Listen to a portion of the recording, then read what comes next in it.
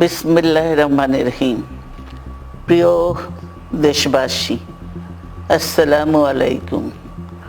রক্তস্নাত July August 1 বছর পর আমাদের মাঝে ফিরে এসেছে।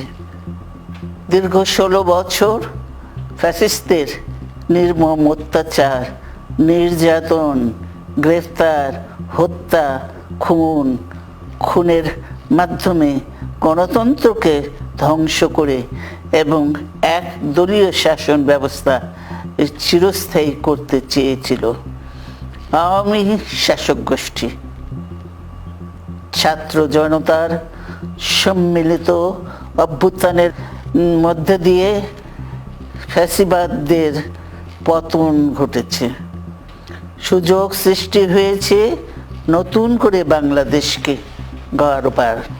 এই আন্দোলনে যারা শহীদ হয়েছেন তাদের জানাচ্ছি আন্তরিক শ্রদ্ধা, আহতদের সমবেদনা। তাদের এই আত্মত্যাগ জাতি চিরকাল মনে রাখবে। গুম, খুন, বিচার বহির্ভূত হত্যার শিকার যারা হয়েছেন তাদের তালিকা প্রস্তুত করতে হবে। দ্রুত বিচারের ব্যবস্থা ও রাষ্ট্রীয় স্বীকৃতি নিশ্চিত করতে হবে। প্রতিটি পরিবারের সম্মানজনক পুনর্বাসন ও নিরাপদ ভবিষ্যৎ নিশ্চিত করতে হবে। প্রিয় দেশবাসী,